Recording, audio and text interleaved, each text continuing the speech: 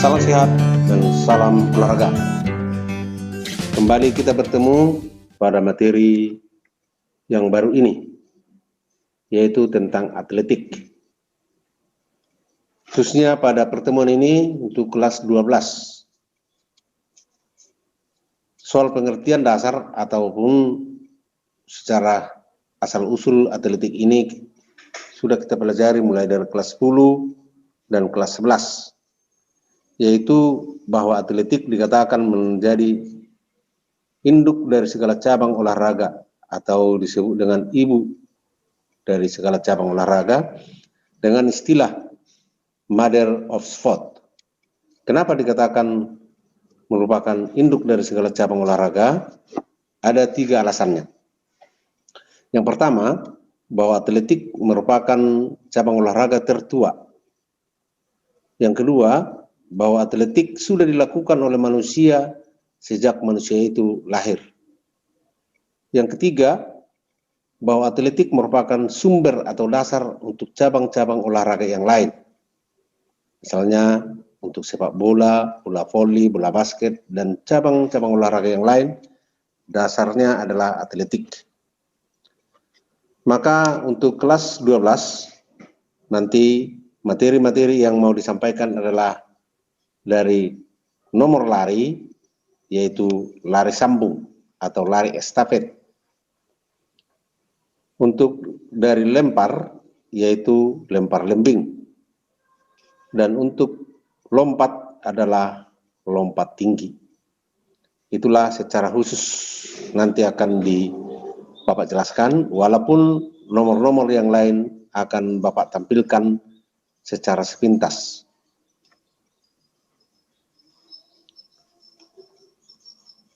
Seperti yang Bapak katakan tadi, merupakan atletik adalah dasar dari segala cabang olahraga. Kemudian juga bahwa atletik pertama sekali ditemukan pada saat Olimpiade kuno. Ini bisa kita lihat secara ringkas sejarahnya ya.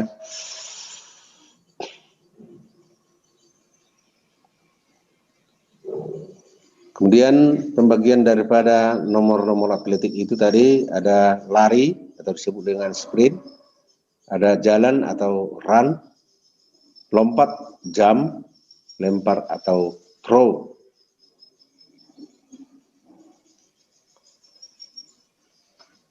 Ada perbedaan lari dengan jalan.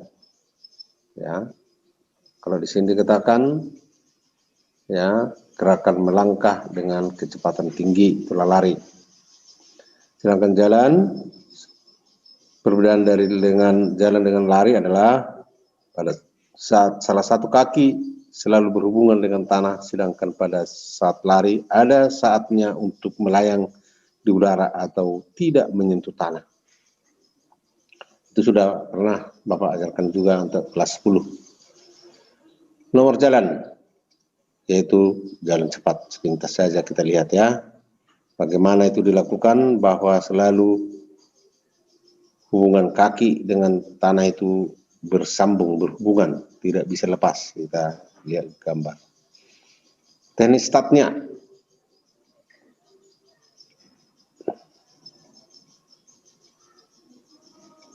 Kemudian teknik jalan cepat. Ya. Kemudian teknik jalan cepatnya ini bisa kita lihat ya secara sepintas.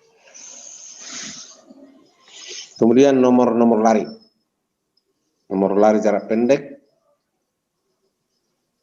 100, 200, 400 meter.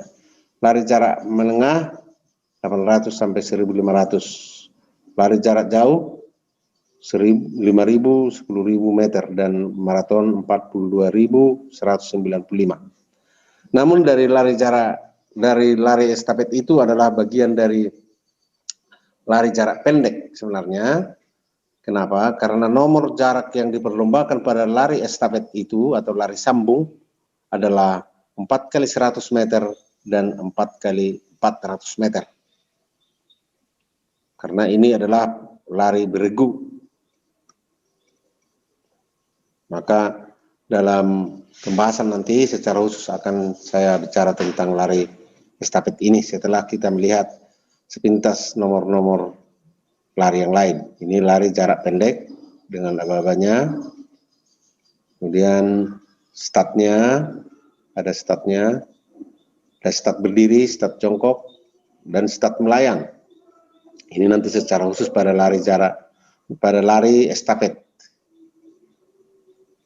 Kemudian teknik gerak memasuki garis finish, khususnya ini pada lari jarak pendek. Kemudian lari jarak menengah. Ya, nomor jaraknya 800 dan 1.500 meter. Bagaimana posisi badannya seperti ini. Kemudian teknik start berdiri pada lari jarak menengah. Lari jarak jauh. Baik, sebelum kita memasuki ke nomor lempar, saya akan bicara secara khusus tentang lari estafet.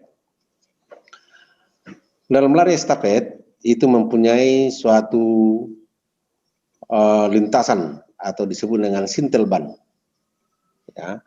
Dalam sintelban itu mempunyai suatu daerah pergantian tongkat estafet atau disebut dengan whistle zone dan mempergunakan tongkat estafet. Dalam lari sambung ini atau lari estafet, dalam satu regio itu terdiri dari 4 orang. Terdiri dari 4 orang. Pelari pertama, kedua, ketiga, dan keempat. Maka pelari pertama akan memberikan tongkat kepada pelari kedua, dan pelari kedua memberikan tongkat kepada pelari ketiga, dan pelari ketiga memberikan tongkat kepada pelari keempat, dan pelari keempat membawa tongkat sampai ke garis finish. Saya katakan tadi daerah pergantian tongkat estafet atau disebut dengan whistle zone. Maka di daerah itulah pelari pertama memberikan tongkat kepada pelari kedua. Yang berjarak dia itu jaraknya adalah 20 meter. 20 meter. Maka apabila seorang pemberi memberikan tongkat di luar dari whistle zone, maka akan didiskualifikasi atau dibatalkan.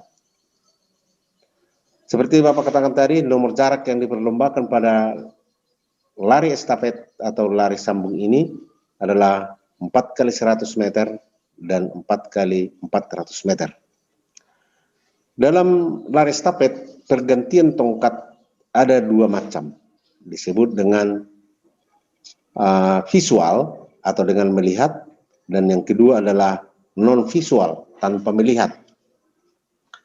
Pada visual itu biasanya nomor yang diperlombakan adalah 4 kali 400 meter biasanya.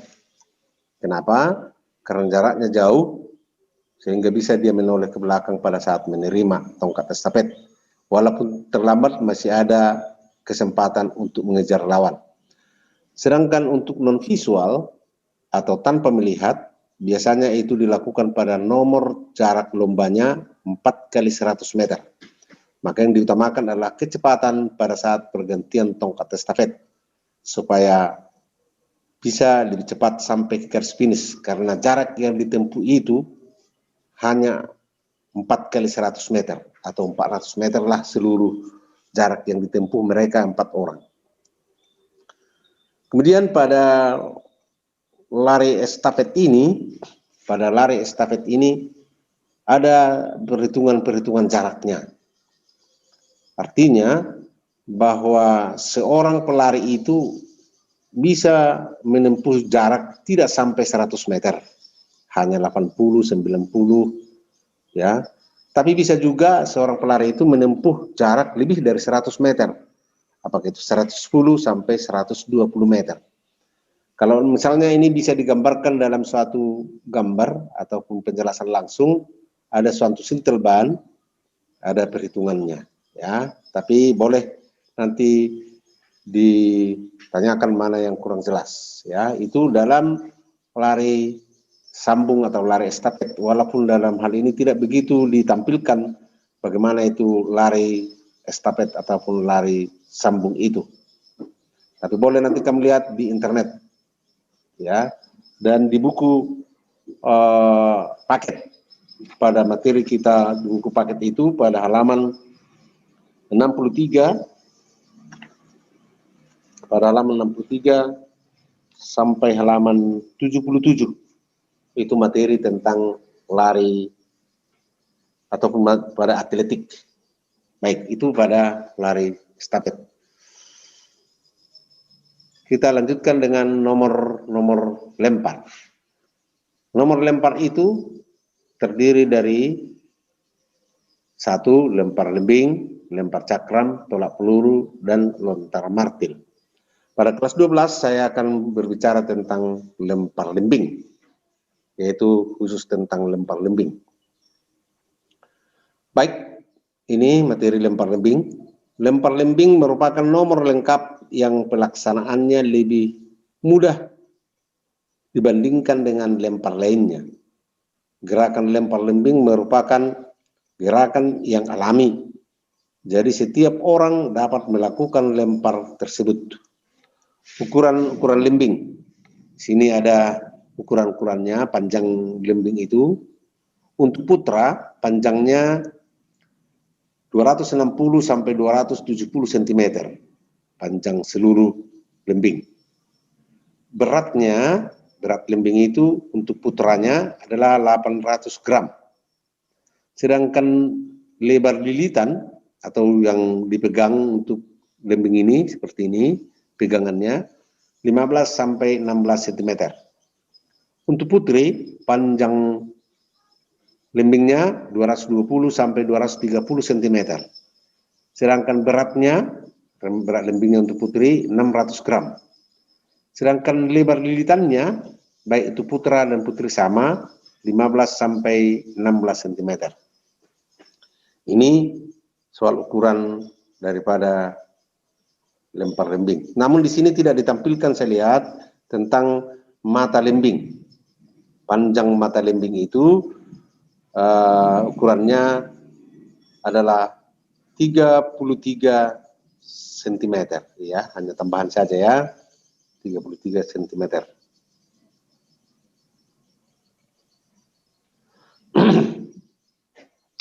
Kemudian nomor lempar lembing, gerakan kombinasi dalam berpindah tempat.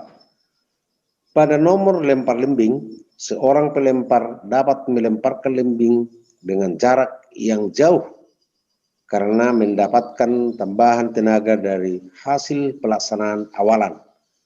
Jadi tenaga untuk melempar bukan dari tenaga lengan atau kekuatan otot lengan saja. Baik, ada sini teknik dasarnya cara memegang lembing, yaitu cara Amerika dan cara Finlandia. Yaitu cara Amerika itu, ya, di mana seluruh jari itu berperan memegang lembing dan jari telunjuknya sejajar dengan batang lembing. Sedangkan Finlandia itu digenggam, ya, ibu jari dan jari telunjuk yang berperan penting dalam pegangan ini, ya. Ada juga disebut dengan cara biasa, tapi dalam cara biasa ini itu tidak ditampilkan. Kemudian cara membawa lembing. Lembing dipegang tangan kanan atau kiri setinggi telinga dengan siku ditekuk dan mata lembing menuju ke atas. Jadi di sini ada ditampilkan 3, di atas pundak, di depan dada, dan di samping badan. Kemudian cara membawa lembing ini, ya, ada yang ketiga, ya, yang pertama, kedua, dan ketiga. Ini. Oke, sedangkan ini tahapan persiapan. Bisa kita lihat tahapan persiapannya dipegang pada pegangan lembing itu. Berdiri menghadap arah gerakan atau lemparan. Lembing dipegang dan diangkat setinggi telinga. Dengan siku ditekuk, mata lembing serong ke atas. Ini dia. Sikap badan saat melempar lembing. Ini bisa kita lihat, ya.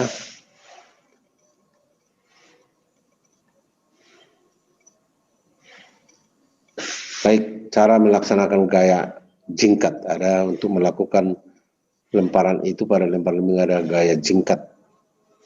Ada juga gaya silang. Ada dua, itu jingkat dan gaya silang. Kemudian sikap akhir setelah melepas lembing.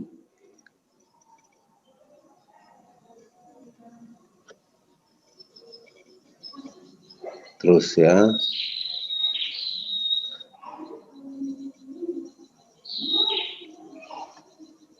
Baik, ini tolak peluru. Tolak peluru ya, sepintas kita lihat. Ini untuk kelas 10, sudah kita pelajari ini kelas 10. Tolak peluru ini kelas 10 sudah kita pelajari, ini hanya sekedar mengingatkan lagi. Pada awalannya. Nah, ini cakram juga untuk kelas 11, ini sudah kita pelajari nih. Hanya sekedar mengulang kembali.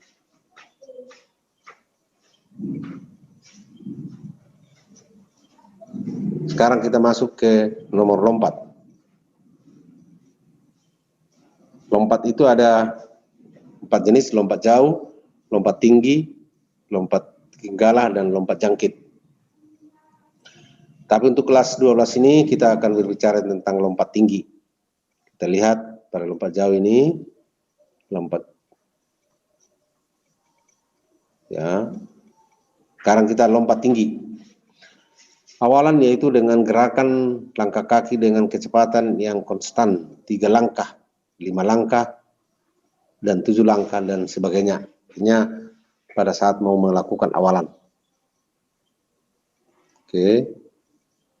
Sikap badan saat berada di atas mister disesuaikan dengan gaya atau style yang digunakan. Style ataupun gaya. Sikap badan saat waktu jatuh dan mendarat jika menggunakan matras yang standar, maka mendarat tidak membahayakan si pelompat atau si atlet.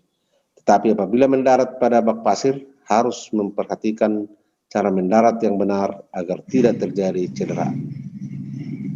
Ini macam-macam gaya pada lompat tinggi. Gaya gunting atau seesaw, gaya guling sisi.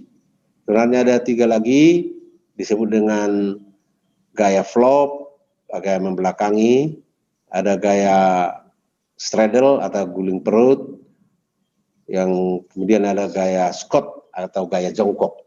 Tapi ditampilkan di sini hanya 2. Jadi ada gaya guling sisi, ini gaya gunting atau scissor, gaya guling sisi atau western roll, gaya guling perut disebut dengan gaya straddle, gaya flop atau disebut dengan gaya belakang, membelakangi mister, dan yang kelima adalah gaya Scott atau gaya jongkok. Itu jenis-jenis gaya pada lompat tinggi. Baik, untuk melengkapi materi ini, boleh kita lihat tadi pada materi kita pada buku paket kita untuk kelas 12 halaman 63 sampai halaman 77. Dan untuk melengkapi materi juga boleh kamu lihat materinya dari internet supaya lebih paham dan mahir. Semoga penyampaian Bapak dapat dipahami dan dimengerti dan dapat untuk menambah pengetahuannya. Semoga salam sehat dan salam olahraga.